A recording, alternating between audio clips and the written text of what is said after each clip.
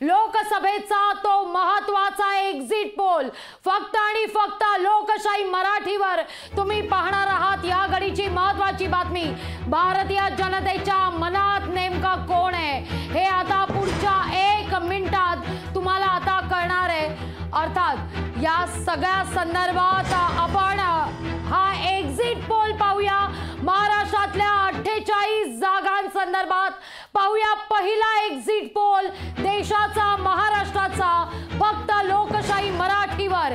पाहूया exit poll लोकशाही मराठीचा काय आहे। लोकसभेचा एक्झिट पोल लोकशाही मराठीवर आपण पाहतोय।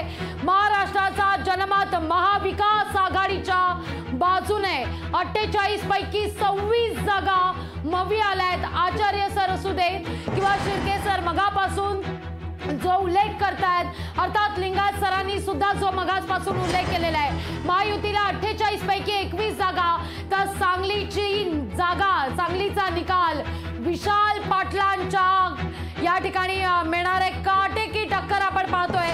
48 पैकी 21 जागा महायुतीला, तर अर्थात 26 जागा महाविकास आघाडीला, तर सांगलीची 1 जागा ही विशाल पाटलांना मिळणार आहे।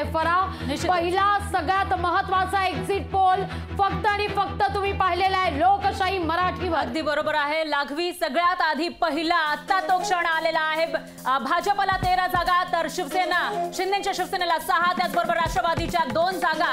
अजित पवारांच्या राष्ट्रवादीला नेमक्या किती जागा मिळतात ते आपण बघू शकतो। सगळ्यात आधी सगळ्यात महत्त्वाचे एक्झिट पोल आपण बघू शकतोय लोकशाही मराठीच्या माध्यमातून। काँग्रेसला 10 जागा राज्यामध्ये, तर ठाकरेंच्या शिवसेनेला 12 जागा मिळताना दिसत आहेत। सगळ्यात मोठ्या पक्षाच्या नंतरचा पक्ष हा आपल्याला या ठिकाणी पाहायला मिळतोय। तर दुसरीकडे आहे शरद पवार राष्ट्रवादी, शरद पवारांच्या राष्ट्रवादीला 4 जागा मिळताना दिसत आहेत, पण वंचितला मात्र काहीही मिळताना दिसत नाहीये। भोपळा मिळालेला आपल्याला या ठिकाणी एक्झिट पोलच्या माध्यमातून बघायला मिळत आहे। तर दुसरीकडे आहे इतर, म्हणजे इतर जे पक्ष आपल्याकडे होते त्यांना 1 जागा मिळताना पाहायला मिळते। तर राज्यामधला एक्झिट पोल नेमका काय आहे ते आपण सगळ्यात आधी लोकशाही मराठीच्या माध्यमातून बघत आहोत। भाजपा जो सगळ्यात मोठा पक्ष आहे सध्या महाराष्ट्रातला, त्यांच्या जागा मात्र कमी होताना दिसून येत आहेत, कारण जे काही मागील 5 वर्षांमध्ये घडलेला आहे त्याचा हा इम्पॅक्ट म्हणायचा का असा सवाल इथं उपस्थित होतोय। मोठमोठे भूकंप महाराष्ट्रामध्ये झालेले होते आणि त्यानंतर आता ही जी लोकसभेची निवडणूक लागली आहे त्यामध्ये महाराष्ट्राच्या जनतेच्या मनात नेमकं काय आहे त्याचा वेध घेतल्यानंतर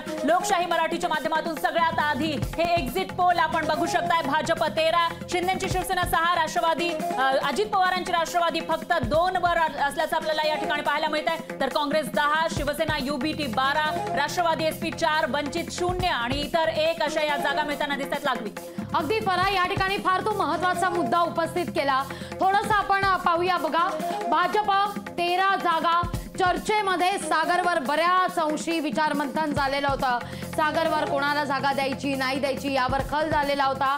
पहा, शिवसेना आणि भाजपचा या ठिकाणी जर विचार केला, अर्थात युबीटी शिवसेना उद्धव बाळासाहेब ठाकरे, उद्धव ठाकरे यांना शिवसेनेला, उद्धव ठाकरेंच्या शिवसेनेला 12 जागा या ठिकाणी दिसत आहेत, तर तिथं Bhajap 13, neck to neck fight, काटेकी टक्कर भाजप विरुद्ध शिवसेना या ठिकाणी। तर तिथं शिंदेच्या शिवसेनेला मात्र 6 जागा, खरं तर 13 खासदार शिवसेनेकडे आहेत, शिंदेच्या शिवसेनेकडे, पण इथं मात्र 6 जागा तिथं शिंदेच्या शिवसेनेला मिळत आहेत। तर राष्ट्रवादीच्या खात्यात, दादांच्या राष्ट्रवादीच्या खात्यात 2 जागा, इथं मात्र एक पॉवरफुल फॅक्टर, पुन्हा एकदा शरद पवार फॅक्टर चालल्याचं पाहायला मिळत आहे। राष्ट्रवादी काँग्रेस शरदचंद्र पवार पक्षाला दादांपेक्षा 2 जागा अधिक जास्त।